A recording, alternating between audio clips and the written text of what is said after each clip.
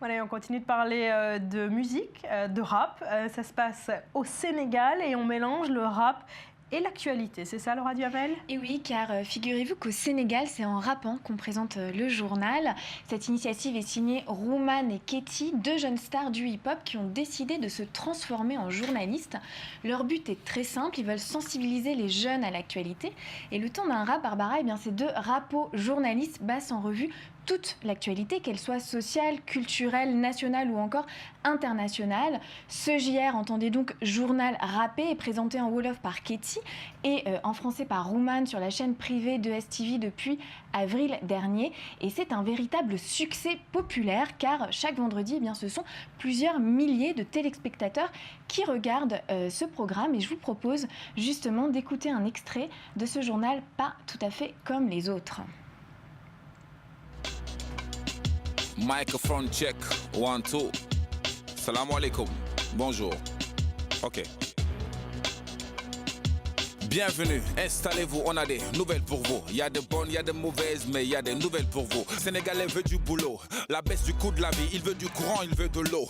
5000 chômeurs vont ainsi devenir des fonctionnaires. Et comme on dit, il n'est jamais trop tard pour ne rien faire. Autre sujet d'actualité, c'est la crise malienne. Désormais la guerre est sale, c'est la guérilla urbaine. Moi, petit Tombouctou, Gao sont des repères. Ah, c'est génial. Oui. Alors en fait, c'est un journal qui date de septembre 2012. Mais alors, faute de trouver une chaîne pour lancer leur journal, Rouman et Keyti se sont d'abord servis d'Internet comme plateforme et ça a tellement bien fonctionné que, selon la légende, eh bien, le soir même, de STV les appelait pour signer un contrat, ce qu'ils ont accepté bien évidemment, mais en refusant toute exclusivité afin de conserver toute leur liberté d'expression. Alors aujourd'hui, même s'ils sont en mal de financement, ce journal rappé est toujours aussi populaire et il est maintenant présenté par plusieurs présentateurs. D'ailleurs, aujourd'hui, même les invités doivent savoir rapper. C'est vrai, ils doivent répondre en rappant. Et oui. Pas facile. Je ne sais pas si on fera ça chez nous. Ce qui est intéressant en tout cas, Laura, c'est que cette émission est devenue une vraie plateforme de contestation politique, comme le rap en fait, qui a toujours été politique. Évidemment, alors que ce soit le parti de l'ex-président Wade, le chômage, la polémique autour de la fermeture des écoles coraniques au Sénégal, le coût de la vie ou encore la crise malienne, rien n'échappe à ce duo de choc. Leur recette est efficace, une information, un couplet cinglant, une photo, mais évidemment, vous en doutez, ils ont tout de même une petite préférence pour les sujets dont les autres médias ne parlent jamais, comme par exemple la corruption de leurs dirigeants qui leur a inspiré ce joli rap que je ne vais pas vous faire, mais que je vais tout de même vous lire. Le Sénégalais se plaint que le pays est mal en point, mais son président va bien, il a même pris de l'embonpoint. Si la croissance du pays se mesurait par son tour de taille, on serait tous fiers de servir le Sénégal. Alors, ce mélange de journalisme et de rap, ça fonctionne bien. En tout cas, moi, ça me plaît comme idée, mais c'est une idée qui a fait du bruit, qui en a inspiré d'autres. Oui, alors en fait, c'est pas une initiative isolée. On connaît déjà le lien, vous l'avez dit, entre rap et contestation sociale. C'est d'ailleurs le groupe Public Enemy qui est formé à New York en 1982 qui symbolise encore aujourd'hui cette politisation du rap et du hip-hop.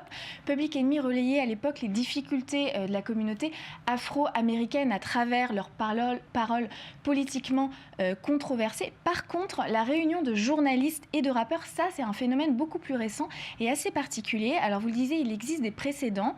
On se souvient surtout au Sénégal du collectif Y'en a marre.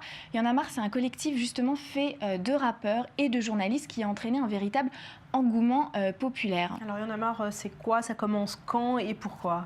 Alors Y'en a marre prend son essor en 2012. 2012, c'est l'année de l'élection présidentielle après 11 ans sous le mandat d'Abdoulaye Wade. Wade qui brigue alors un troisième mandat et qui veut modifier en ce sens la Constitution. Alors finalement, le projet de réforme de la Constitution est abandonné, mais tout cela provoque au Sénégal une forte agitation politique. Des milliers de jeunes rejoignent le collectif Y'en a marre et descendent dans les rues de Dakar au cri de « Wade dégage ». Y'en a marre se positionne alors en véritable vigile de la démocratie. Ils organisent des rassemblements populaires où ils même mêlent rap et meeting politique. Et depuis, eh bien, ils appellent toujours régulièrement les Sénégalais à s'inscrire sur les listes électorales. Écoutez leur interview.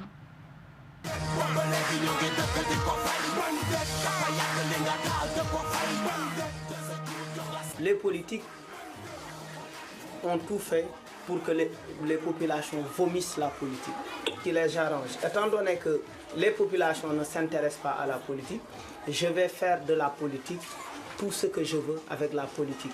Je vais corrompre, je vais mentir, je vais manipuler les gens. Y'en a marre veut rompre avec ça. Il faut replacer les citoyens sénégalais au cœur du pouvoir. Ça veut dire quoi?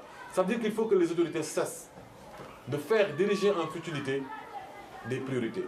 Dakar, une belle pancarte publicitaire avec ses autoroutes, etc., etc., au moment où le vrai peuple trinque encore et n'arrive pas à manger le soir.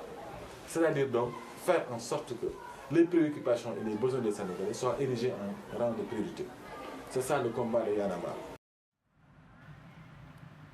Alors, il y en a marre ou encore le JT en rap, ça a récolté un succès. Est-ce que le public a suivi? Oui, le public suit toujours. D'ailleurs, je vous le disais, c'est plusieurs milliers de téléspectateurs qui suivent le journal rappé. Il y en a marre a pris son essor en 2012, mais il existe encore aujourd'hui et continue leur combat. Beaucoup de Sénégalais se sont d'ailleurs inscrits depuis sur les listes électorales, donc ils ont eu un vrai succès concret sur le terrain. Ce qui est assez intéressant et assez drôle, finalement, c'est que Canal+ a lancé depuis septembre un journal rappé dans le Before. Et il faut donc avouer qu'ils n'étaient pas les premiers. Ils se sont inspirés de ce qui se passe au Sénégal. Je pense. C'est possible. Merci beaucoup d'être venu nous en parler.